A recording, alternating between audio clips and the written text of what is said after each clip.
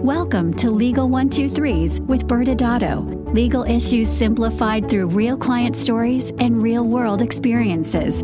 Creating simplicity in 3, 2, 1. Well, welcome back to another episode of Legal 123s with ByrdAdatto. I'm your host, ByrdAdatto, with my co-host, Michael Byrd.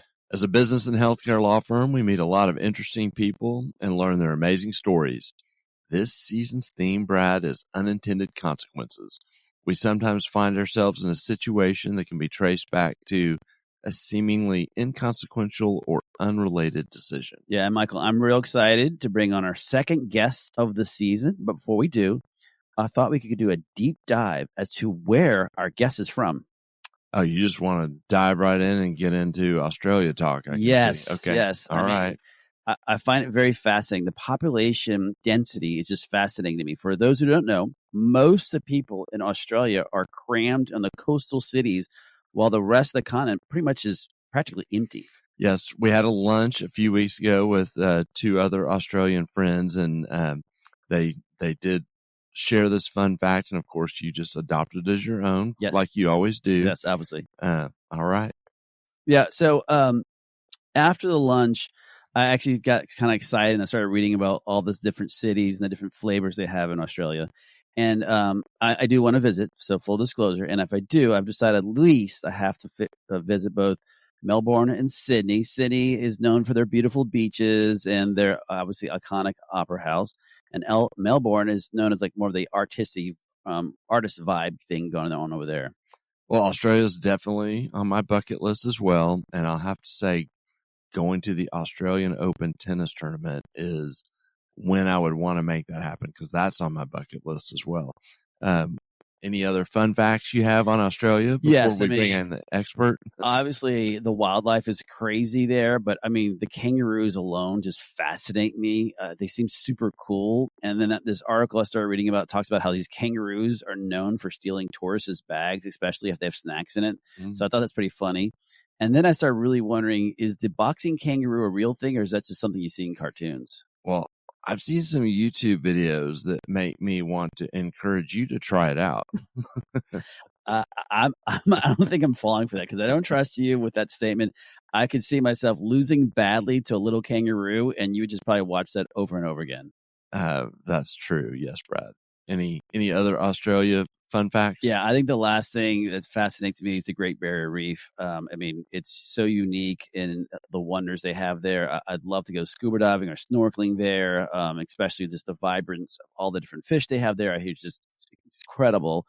And of course, you have this desert, and then you have this great reef, and then of course the giant great white sharks. I'll hear the Jaws theme music the whole time I'm snorkeling there, but hopefully I'll survive well. Okay, good. Well, I think it's time that we bring our real life Australian guest on. Okay. What do you think about that? Yeah. Okay. So joining us today is Cameron Atlas. A little background for him. In 2002, Cameron left the farm he grew up on in the Australian outback to chase his dreams of playing music. After a long journey and many countries later, Cameron now lives in Texas. He has written more than 300 songs. Is that more than what you've written? It is. Yeah. It's 300 more. Yeah, I thought so. Written about topics including purpose, resilience, courage, and overcoming adversity. His music has been heard millions of times across 195 countries. Besides his passion for music, he provides keynotes with a grand piano and acoustic guitar on insights on high performance, leadership, creativity, and innovation. And finally, Cameron also enjoys coaching and training founders, leaders, and family offices. And we're excited for Cameron to share his journey and the impact it can have on our audience. And really, I think you need it too, Brad. Absolutely. Yeah. Well, welcome. Hey, thanks for having me. I appreciate it. Well, we're going to throw a very hard question at you right away. Do you have a favorite city in Australia that you think our audience should visit? I mean, usually it is going to be the East Coast, Sydney, Melbourne, the couple that you mentioned. I really, really love Brisbane, though. My aunt and uncle were there growing up, so we spent a lot of time there outside of the time on the farm. So, yeah, the East Coast is going to be a good one because you get Brisbane, Sydney, Melbourne all in one hit. Awesome. Okay, cool. Well, Let's jump in. I'd love to start by having you tell us about yourself and your background and how you ended up here in the United States. Yeah, you alluded to a couple of those pieces. I grew up in outback Australia. It's a long way from any of the cities that we started talking about. The closest city was Adelaide, and it was about a 9-hour drive away. I had 11 people in my graduating class and had singing lessons over the phone because there wasn't a singing teacher anywhere near where I grew up. And, I feel like one of the major lessons I learned early on is that, growing up out there is that if you really want something, it's up to you to go and make it happen. No one's coming to save you. No one's coming to rescue you, right? Mm-hmm. And so, as you mentioned, I left in 2002. We still had, just saying, we had a kangaroo as a pet. So, oh wow, the boxing kangaroo thing isn't that accurate. It's there are very, very rarely that might happen, but she was pretty timid. So, but awesome. But yeah, I when I left, there was this moment that happened. How I got to the US, it came about a bit over 10 years ago, and I went through a breakup. It was a heartbreaking time for me, and I think the thing that was more confronting for me was that life just wasn't really where I wanted it to be at the time. And there were these two big questions. I'm a massive believer in the power of questions, and these two big ones I asked: what do you really want to experience, and are you really living? And soon after I sold everything that I owned, I went on this big journey around the world and staying in places with grand pianos in them as I went. And it wasn't until about 6 months into the journey there was this other beautiful question that I asked myself of, what haven't you done that you wish you had yet? It had been in this incredible journey so far. I'd already been coaching and training folks back in Australia and delivering talks, but I hadn't found a way of bringing the musical component to the talks that I delivered. And I had this answer straight away that day of, I really want to give a talk with a grand piano on stage. It was just this unfulfilled dream of mine that I'd had for a bunch of years. And I got booked for one in Australia 2 years earlier. And I think it was about 2 or 3 days before the event itself, the whole conference got cancelled. Oh no. And I was, I know, right? I was crushed. I was this nice little boy from outback Australia finally making his dream come to life. And it's like, nope. And so there was doubt that crept in about, okay, maybe I just keep the two separate and I'll continue coaching and training, continue speaking, and then continue creating music over here.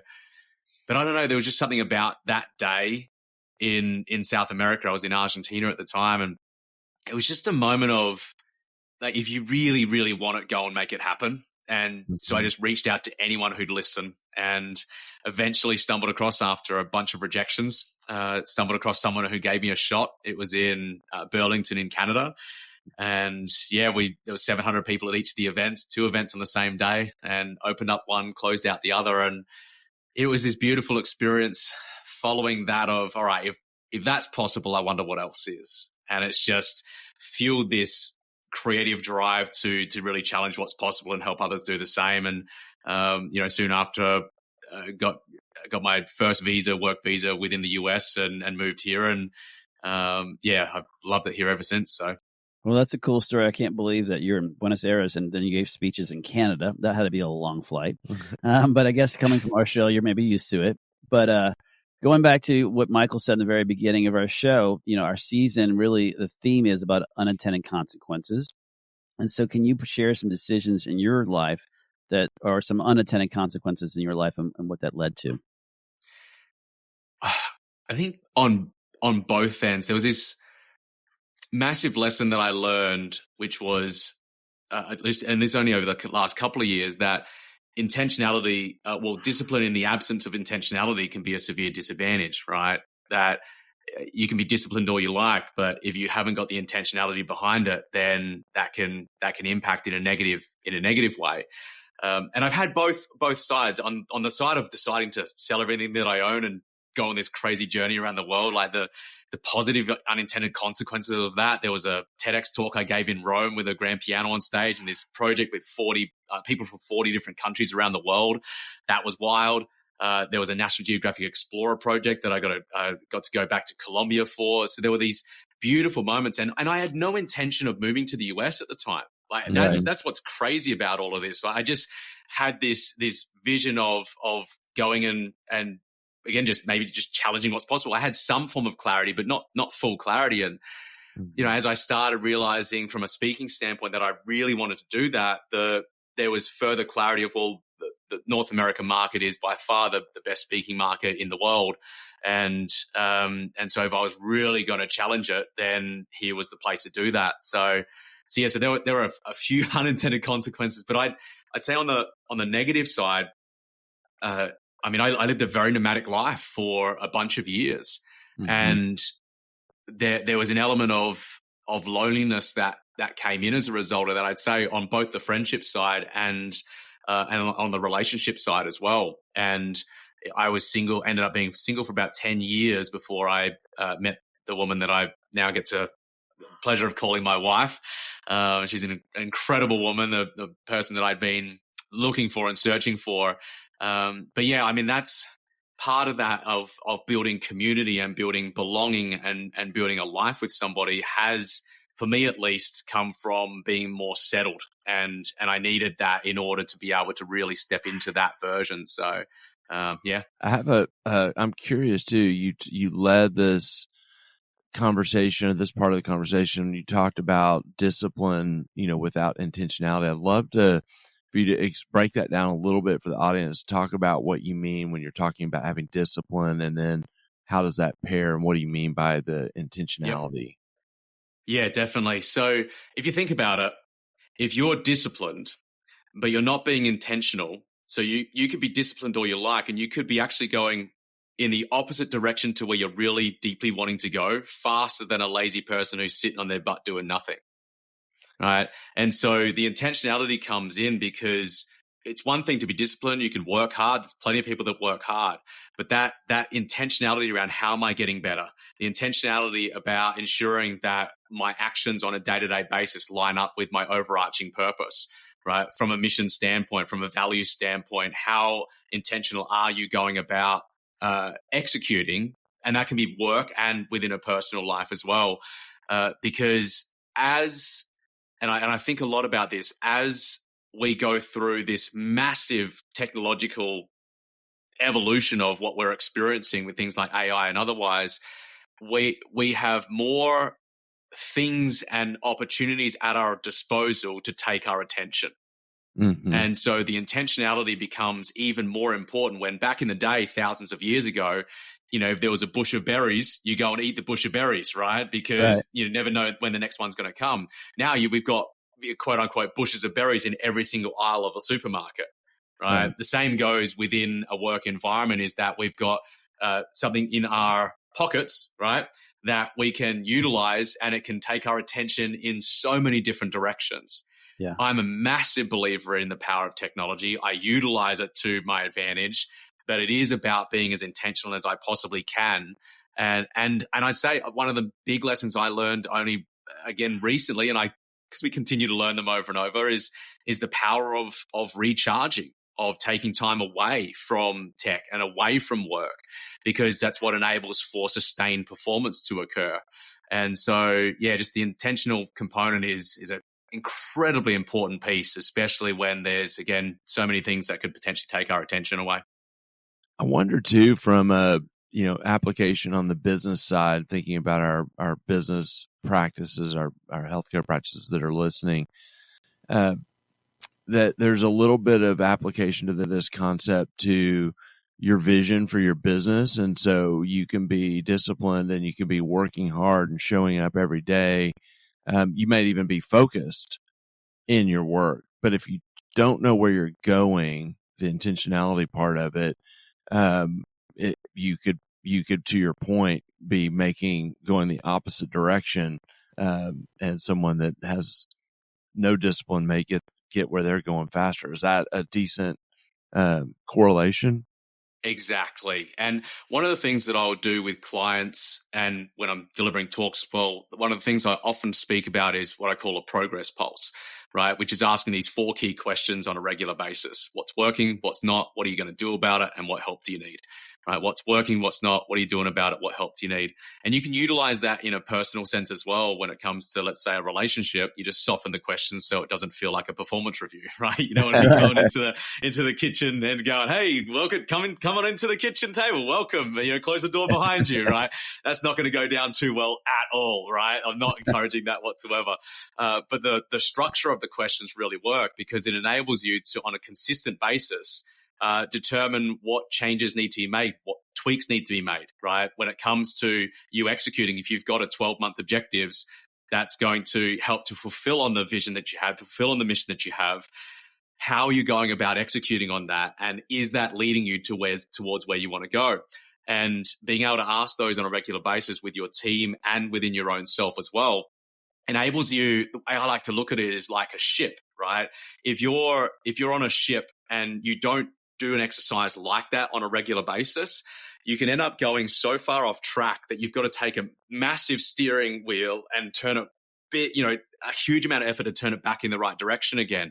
That's going to take energy, time, effort, money, resources. Instead, if on a weekly basis, let's say, or a monthly basis, you're simply asking those questions, you're able to turn the steering wheel and say a 1%, 2%, 5% shift. And Kobe Bryant did this in an incredible way. He'd ask himself on a daily basis, did I get better today? Right? And it was never about becoming a masterful basketballer in the course of a week or a month or even a year. It was over the course of decades. And if we can be course correcting on a regular basis, that enables us to learn the lessons that we need to from the mistakes that we're making without having to go through unnecessary pain as a result of those mistakes. That's amazing. And while you're talking, and Michael, to your point earlier, it's the idea of, and they call it the hamster wheel for a reason.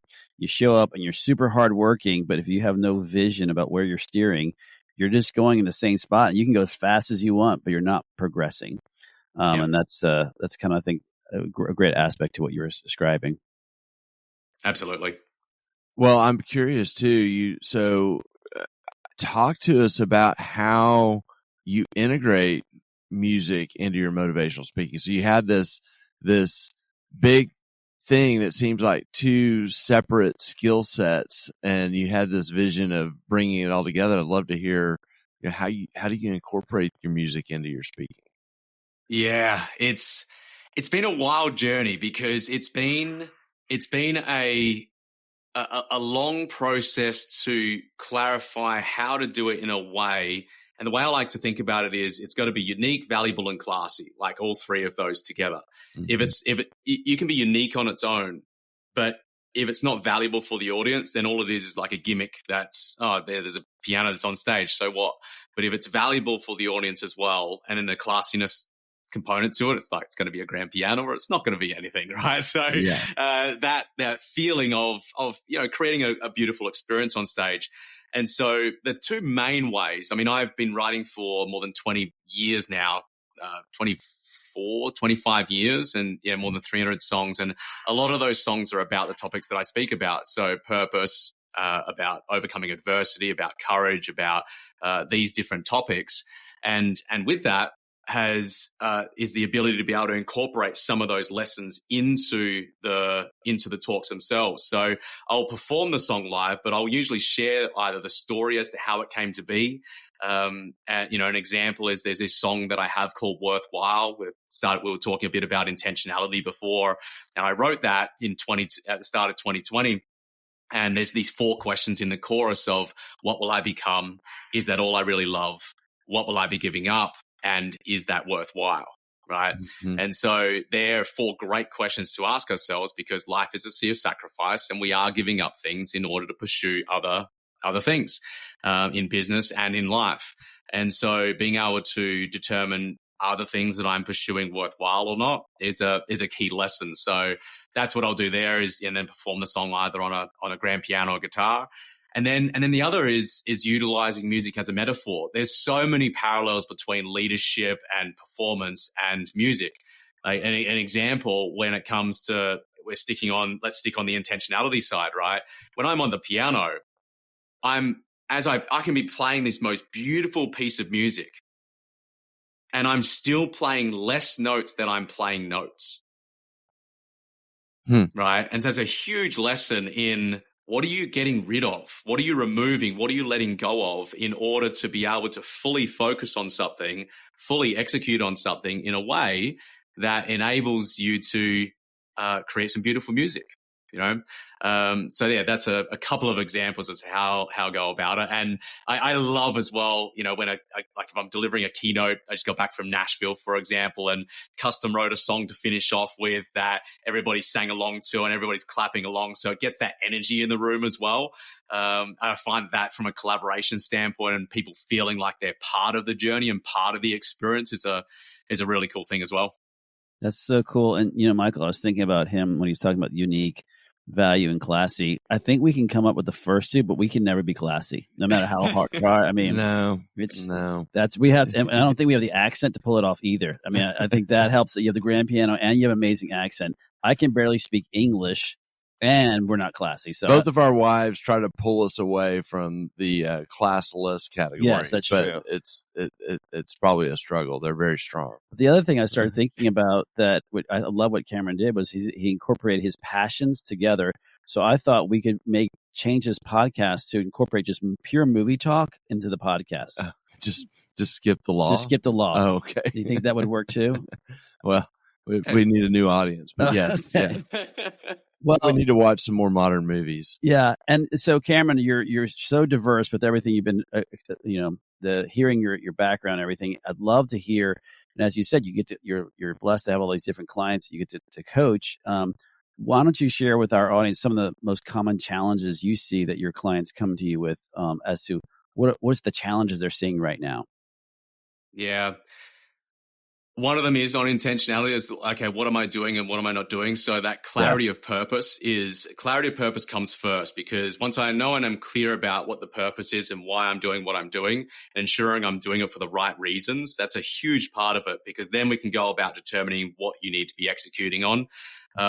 Discipline is another massive one, right? And actually being disciplined in the areas that are needing to be disciplined on, right? So actually executing on the things that are appropriate. But also this, there's one that often comes up when working with somebody privately, which is, and I use the term going from outside in to inside out. The outside in is that I've been focusing on how can I live or work or create a business and create a legacy to get approval from somebody else, whether it's a parent figure or somewhere else or something else, or to prove somebody wrong. And if we can switch that around to going inside out, where the drive can still be there, but it's coming from internal and it's coming from what really lights you up. Because often the folks that I'm working with on a private side of things, they could be 40, 50, 60 years of age, for example, and they've been through and around a few times, right? Mm-hmm. And the realization that it's still not generating the fulfillment that they are desiring. That's a pretty common one as well. But things like imposter syndrome kick in there. That's a common one of how to work through that and overcome that. But yeah, really, it all revolves around continuing to challenge what's possible and step up to that next level of performance and leadership capability. Yeah, and I'll say the two things. One, having that joy. You're correct. You have to find that joy for yourself, not for someone else, because otherwise you'll never be happy. But I was shocked. I had never heard the term imposter syndrome until about 4 or 5 years ago, somewhere right before or around COVID. And it's the first time I ever heard it, because it was shocking to me, not realizing the reason why people have that. Can you spend a little bit of time just talking about how you work with people about how do they get past the imposter syndrome and what it is? Yeah. Sorry, what it is. Sorry. Yeah, a simple way of looking at I look at imposter syndrome is it's exceeding the level you believe you're worthy of. Right. Right. That you've executed something that has occurred. You might be have generated some kind of success, and it's exceeded the level that you unconsciously believe you're worthy of. Right. And so a couple of things with that. One is I have people celebrate that. Like, if you're not experiencing some form of imposter syndrome, then maybe you're not growing big enough, or you don't have big enough dreams. Right. Because you're maybe playing a little bit too small. So that's first and foremost. Second, is that imposter syndrome tends to be one of these fears that many of us have. It's a universal fear at different times. So the fear of not being good enough, the fear of not being able to create what it is, or sustain what it is that you've maybe created so far. And so when it comes to that imposter syndrome, is continuing to level up what you believe you're worthy of, right? Mm-hmm. Continuing to generate data points. I had a great session with a client just yesterday, and we're talking about this exact topic. And it's about continuing to build what I call reference points. Reference points about how you are different to who you were before. Because we're basing our realities often based on who we have been.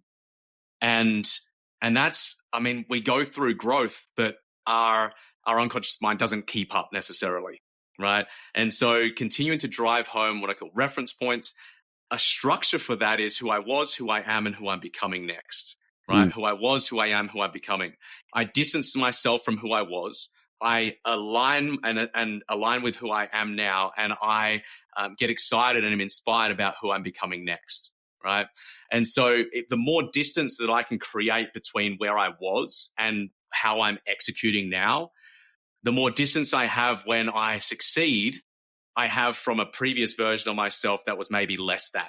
The more I'm able to drive home how I've been able to execute in this way that's aligned to the success that I'm having right now, and maybe then even aligned to who I'm becoming next, that's going to set me up for the mindset that enables for continued growth to occur. So there's just a couple little structures there.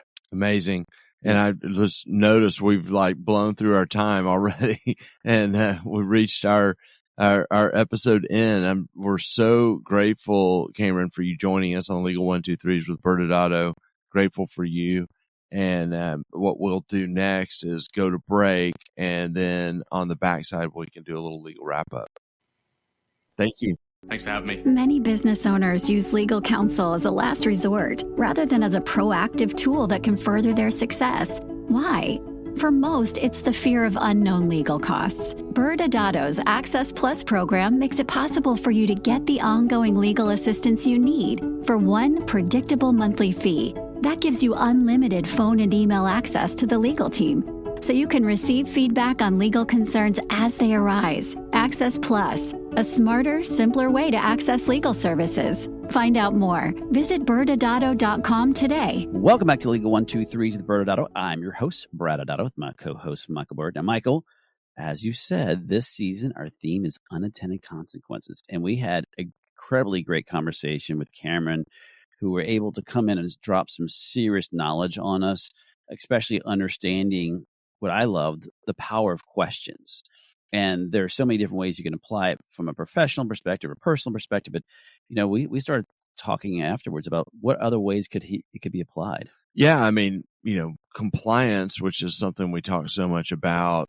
One of the key tools in a toolkit that you as audience members can use in your practice is implementing this question mindset when you are trying to make sure you're staying on the right side of things. And you can have this self-reflection question to know, when do you pick up the phone to call your healthcare attorney, or is there something that's happened? And then, of course, when we're interacting with our clients, we're asking these questions, has there been a change in your staffing? Has there been a change in law? Has there been a change in the services you provide that might affect your business? And then another, series of questions we go through whenever you're looking at making a change to your business. How is this change going to affect you from a compliance perspective? You want to get that answer. How is this change to your business going to affect you operationally? And so that's another important question. And then what is the impact of a change to your business or a decision you're going to have from a accounting and tax perspective? And you want to blend all of those things together to make sure you stay in line. Those are all great points, Michael. And for those wanting to ask the next question, yes, we will be back next Wednesday as we continue our journey of figuring out these unintended consequences, where we have another awesome guest. Dr. Kimberly Evans will be joining us. Thanks again for joining us today. And remember, if you like this episode, please subscribe. Make sure to give us a 5-star rating and share with your friends. You can also sign up for the ByrdAdatto newsletter by going to our website at ByrdAdatto.com. ByrdAdatto is providing this podcast as a public service. This podcast is for educational purposes only. This podcast does not constitute legal advice, nor does it establish an attorney-client relationship. Reference to any specific product or entity does not constitute an endorsement or recommendation by ByrdAdatto. The views expressed by guests are their own, and their appearance on the program does not imply an endorsement of them or any entity they represent. Please consult with an attorney on your legal issues.